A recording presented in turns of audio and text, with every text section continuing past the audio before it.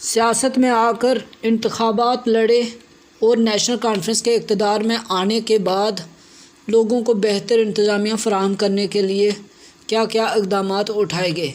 اس کے جواب میں کرشن دیو سیٹھی صاحب جواب دیتے ہیں، میں نے نوشہرہ اسمبلی حلقہ سے 2 مرتبہ الیکشن لڑا اور دونوں ہی مرتبہ لوگوں نے مجھے کامیاب کیا۔ جب نیشنل کانفرنس اقتدار میں آئی تو کوئی بھی جماعت اپوزیشن میں نہیں تھی، پھر بھی ہم نے ڈیموکریٹک نیشنل کانفرنس پارٹی بنائی جس میں میر قاسم، غلام محمد صادق، پنڈت موتی رام بیگڑا، رام پیارا سراف، سید میر بادشاہ اور غلام احمد دیو تھے۔ ہماری پارٹی نے اپوزیشن پارٹی کا کردار ادا کیا۔ ہمارا مقصد تھا کہ 2 جماعتیں ہوں تاکہ اپوزیشن حزب اقتدار پارٹی کی خامیوں کو اجاگر کر کے لوگوں کو بہتر انتظامیہ میسر کروا سکے۔ پرجا پریشد مہاراجہ جاگیرداروں اور ساہوکاروں کی حمایتی جماعت تھی۔ لوگ سرکار سے ناخوش تھے۔ اقتدار حاصل کرنے کے لیے صادق، میر قاسم، غلام محمد بخشی کے دور میں نیشنل کانفرنس میں چلے گئے اور ڈیموکریٹک نیشنل کانفرنس پارٹی میں صرف چند ہی لوگ، جن میں رام پیارا سراف، موتی رام بیگڑا، مہاشا نار سنگھ و دیگران شامل تھے، ہی رہ گئے۔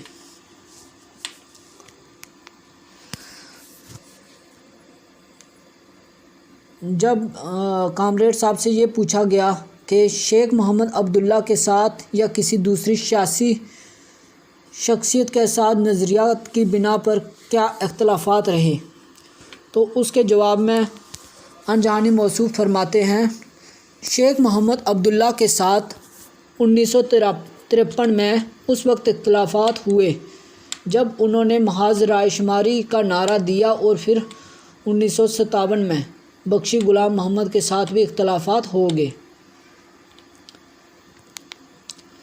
سیٹھی صاحب سے مزید سوال کیا کہ جب آپ نیشنل کانفرنس میں تھے اس وقت آپ نظریاتی طور پر کس تحریک کے حمایتی تھے؟ اس کے جواب میں انجہانی موصوف فرماتے ہیں، میں جب NC میں تھا تب کمیونسٹ تحریک کا حامی تھا۔ بعد میں جب NC کے ساتھ اختلافات ہوئے تو کمیونسٹ پارٹی کی اکائی تشکیل دی۔ بعد میں CPIML نکسل کے تحت ٹریڈ یونینوں کے لیے کام کیا۔ سیٹھی صاحب یہ بتاتے ہیں، پونچھ سروس ایجیٹیشن کے بارے میں انہوں نے یہ فرمایا، پونچھ سروس ایجیٹیشن جو تھی وہ سفارشوں کی بنیاد پر تعینات کیے گئے ملازمین سے متعلق تھی، جس میں CRPF اور لوگوں کے درمیان تصادم آرائی بھی ہوئی، اور اس ایجیٹیشن کے اہم لیڈر جشپال شرما تھے جو اس وقت PDP میں ہیں۔ سروسز کے مسئلے اور دیگر مسائل کو حل کرنے کے لیے آل پارٹی کمیٹی بھی تشکیل دی گئی، جس میں کٹھوعہ کے ٹھاکر بلدیو سنگھ جو جن سنگھ میں تھے اور میرے ان کے ساتھ اچھے تعلقات تھے کے علاوہ لالا سورج پرکاش و دیگر لیڈر شامل تھے۔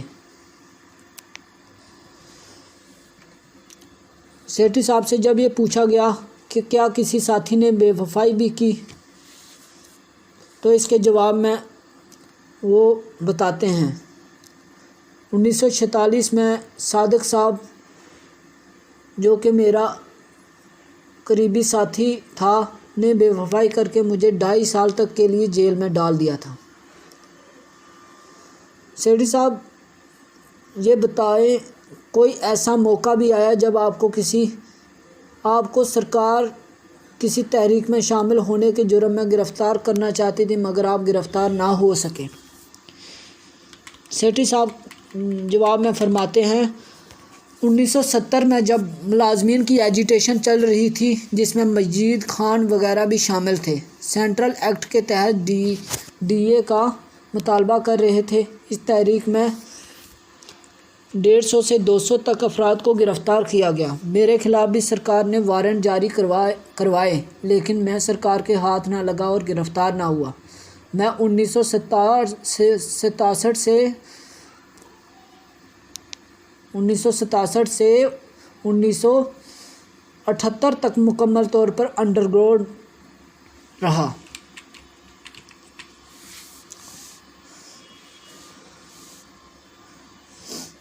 سیٹھی صاحب سے جب یہ پوچھا گیا کہ آزادی کے بعد آپ کتنی مرتبہ میر پور گئے اور کیا وہاں کے لوگوں کے خلوص و پیار میں کوئی کمی آئی ہے، تو اس کے جواب میں سیٹھی صاحب فرماتے ہیں، میں سال 2000 میں میر پور نہ جا سکا۔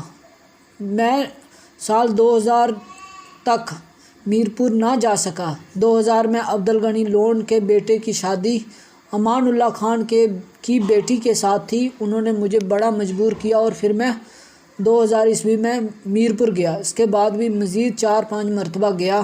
میر پور کو لوگوں کے خلوص میں کوئی کمی نہیں آئی ہے۔ جو 1947 سے پہلے لوگوں میں خلوص، چاہ اور محبت تھی وہی آج بھی ہے اور مجھے وہاں پر لوگوں کا بے پناہ پیار ملا۔ سیٹھی صاحب سے جب یہ پوچھا گیا کہ میر پور شہر سے متعلق کچھ بتائیں اور لوگ جموں و کشمیر سے متعلق کیا رائے رکھتے ہیں، اس کے جواب میں سیٹھی صاحب کہتے ہیں، میر پور شہر اصل 80% دریائے جہلم کے پانی میں ہے اور نیا میر پور شہر بہت ہی اونچائی پر ہے اور پیرس کی مانند ہے۔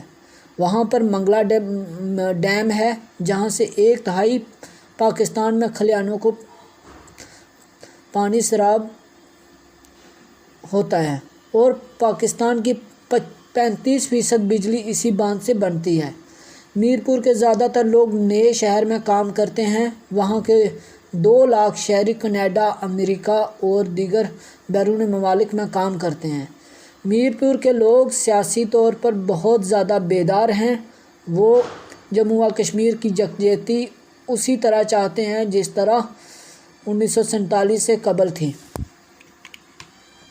سیٹھی صاحب سے جب یہ پوچھا گیا کہ صحافت سے وابستگی کے بارے میں وہ بتائیں کہ ان کی صحافت سے وابستگی کس طرح سے رہی، اس کے جواب میں جہانی موصوف فرماتے ہیں، صحافت کے ذریعے عوام کی خدمت کرنے کی غرض سے شمشیر نامی اخبار نکالی جس کے ایڈیٹر رگھوبیر سنگھ کو رکھا گیا۔ اس کے علاوہ جموں سندیش اخبار نکالی جس کے ایڈیٹر وید پال دیپ تھے، اور اس کے بعد 1970 سے 71 تک اس کے بعد 1970 سے جدوجہد نام سے ایک اخبار ابھی تک چلا رہا ہوں۔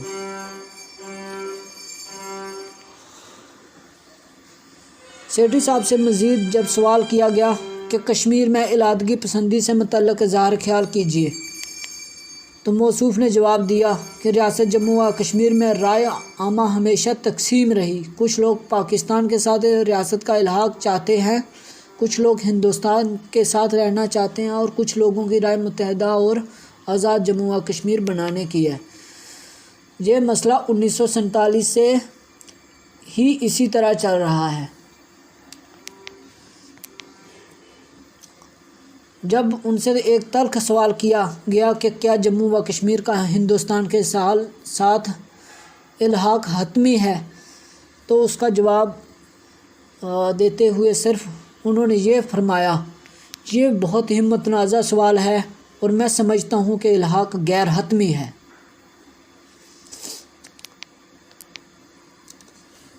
جہانی موصوف سے جب آخری سوال کیا گیا کہ آخر مسئلہ کشمیر کا حل کیا ہے، تو جہانی کامریڈ کرشن دیو سیٹھی صاحب نے جواب دیا، یہ ایک دیرینہ مسئلہ ہے جس نے وقت کے ساتھ مختلف اشکال و نوعیتوں کو اختیار کیا ہے۔ جنگ کے ذریعے مسئلہ حل کرنے کی کوششیں ہندوستان اور پاکستان 3 مرتبہ کر چکے ہیں، 1965، 1971 اور 1999 کی کرگل جنگ سے۔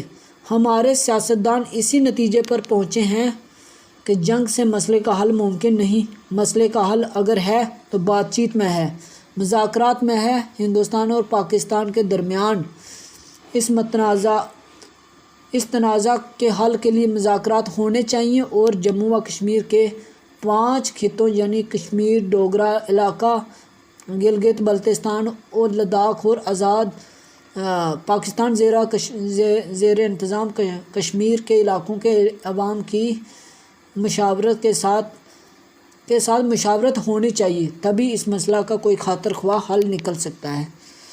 ناظرین، آپ نے کامریڈ کرشن دیو سیٹھی کا ناچیز کے ساتھ جو انٹرویو تھا اس کو سنا، اپنی آپ رائے کا آپ اظہار کیجیے گا۔ آپ نے وقت دیا، شکریہ، بہت بہت مہربانی۔